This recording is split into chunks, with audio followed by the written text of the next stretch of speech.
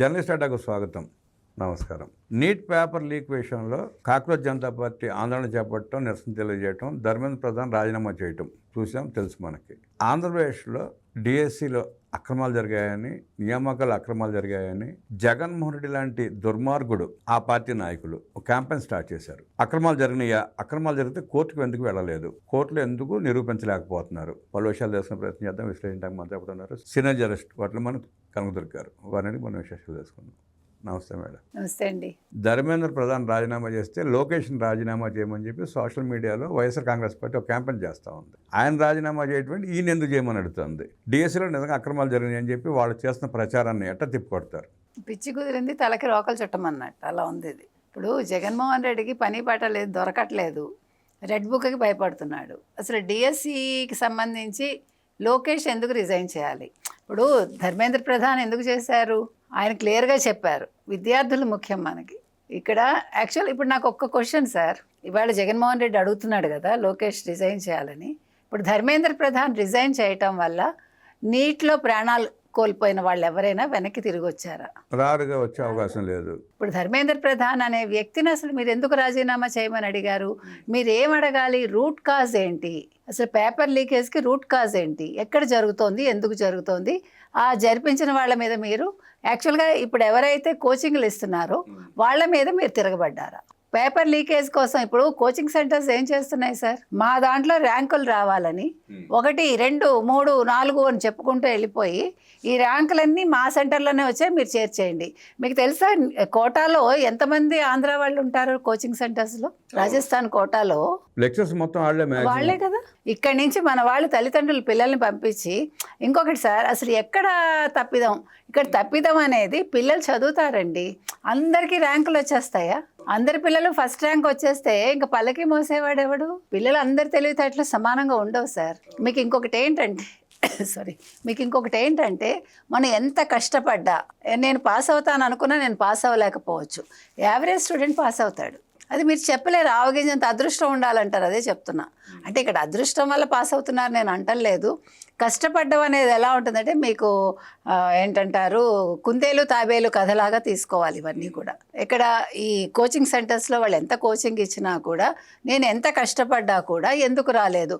ఇప్పుడు ఐఐఎంల్లో 0.5లో పోతారు సార్, మీకు 98.5 వస్తుంది, నాకు 99 వస్తుంది, ఇంకొకరికి 99.5 వస్తుంది. ఆ 0.5లో మీకు సీట్ రాదు. నేను 98.5 తెచ్చుకున్నాను కదా అంటే కుదరదు అక్కడ.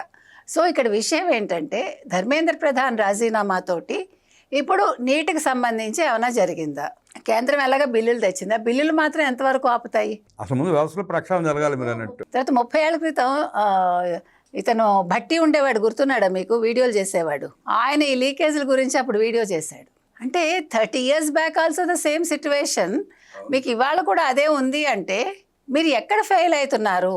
వ్యవస్థలో ఎక్కడ ఫెయిల్ అవుతున్నారు? అది కావాలి. సుమారుగా 100 సార్లు పైన లీకేజీలు జరిగినాయి సార్, మొత్తం లిస్ట్ ఉంది సార్. ఎస్ సార్, ప్రతి వాళ్ళ హయాంలోనూ జరిగాయి. ఈవెన్ ఇక్కడ 3 సార్లు జరగలేదా ఎవరు బీఆర్ఎస్ పాలనలో?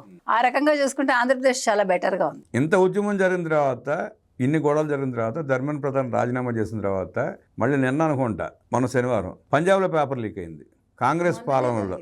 మొన్ననే జరిగింది. మరి దానికి రాహుల్ గాంధీ మరి ఇప్పుడు ఎక్కడికి వెళ్తాడు? ఇంతవరకు స్పందించలేదు. ఎక్కడికి వెళ్ళి మాట్లాడతాడు? ఇప్పుడు ఖర్గే ఇంటికి వెళ్ళి అక్కడి నుంచి ఎక్కడికి వెళ్తాడు? ఇప్పుడు మోదీ నివాసానికి వెళ్ళటానికి లేదు కదా. మరి ఖర్గే ఇంటి నుంచి ఇప్పుడు పంజాబ్ వెళ్తాడా? చూడాలి మరి, చూడాలి కదా. ఇప్పుడు ఇవాళ మీరు చూసారో లేదో, ఇవాళ తెలంగాణలో కానిస్టేబుల్ ఉద్యోగాలు వేయాలి అని నోటిఫికేషన్స్ మనను రేవంత్ రెడ్డి అన్నారు కదా, మీరు ఓర్లినా పొర్లు దండాలు పెట్టినా ఏంటిని తాగినా మేము ఎన్ని నోటిఫికేషన్లు ఇవ్వాలి అన్నీ ఇస్తాము, 20,000 మేము ఇవ్వమన్నారు. దానికి ఇవాళ ఒక 10 మంది అండి, ఇందిరానాయక్ అని ఫస్ట్ ఒక అతను ఉన్నాడు, ఆకాష్, ఇట్లా ఒక 10 పేర్లు ఉన్నాయి. వీళ్ళందరూ కూడా ఇప్పుడు ఒక పార్టీ పెడుతున్నారు, తెలంగాణ ఎండ్రిన్ పార్టీ అని. తెలంగాణ ఎండ్రిన్ పార్టీ పెట్టి ఇప్పుడు ఈ నెలలో ఎక్కడో సూర్యాపేట దగ్గర ఒక అమరుడి స్తూపం ఉంది, అక్కడ వాళ్ళు లోగో ఆవిష్కరించబోతున్నారు.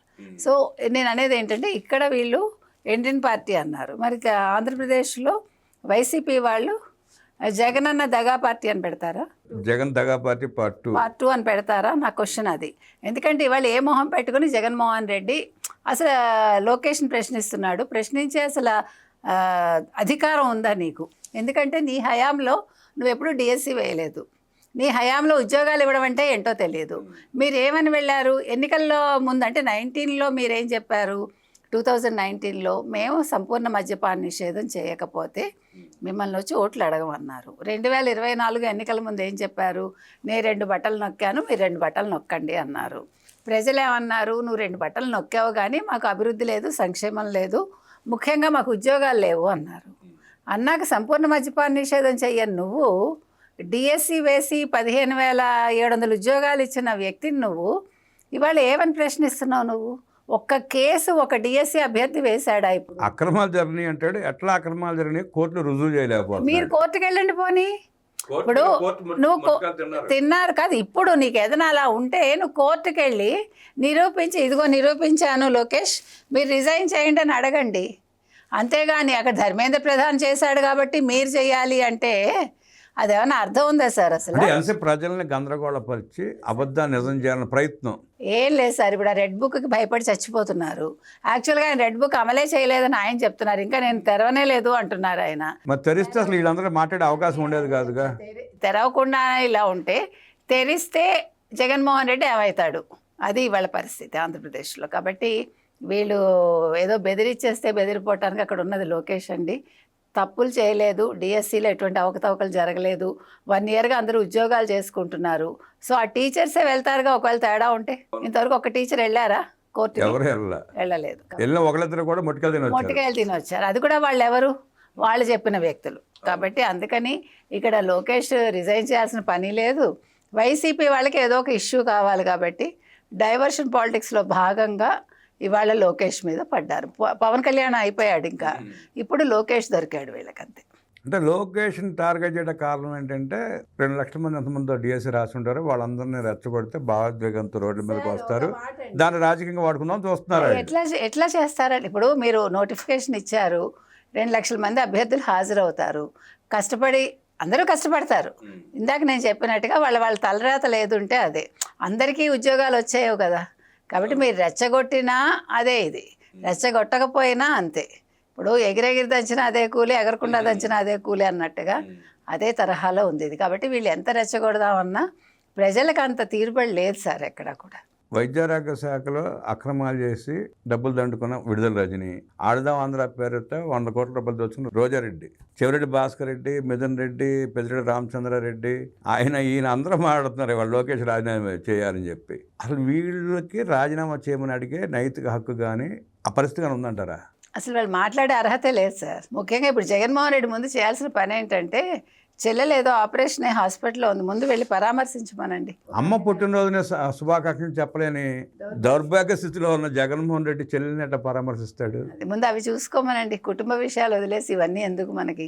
ఇది అన్నీ కూడా ఆయన ఒంటికి సరిపడవు, నేను చెప్తున్నది అది. కాబట్టి ఇవాళ లోకేష్ మీద పడి ఏడ్చినా కూడా అక్కడ జరిగేది ఏం లేదు. మీరు అన్నట్టుగా 2 లక్షల మందిని రెచ్చగొట్టినా వాళ్ళేం రోడ్ల మీదకి రారు. అది జరిగే పని కూడా కాదు నన్ను అడిగితే. లోకేష్ రాజీనామా డిమాండ్ పక్కన పెట్టి ముందు మీ 11 మంది రాజీనామా చేసి ప్రజల్లోకి వచ్చి మాట్లాడమంటూ డిమాండ్ చేసిన వడ్లమాన గారికి ధన్యవాదాలు తెలియజేస్తే నమస్కారం. నమస్తే సార్.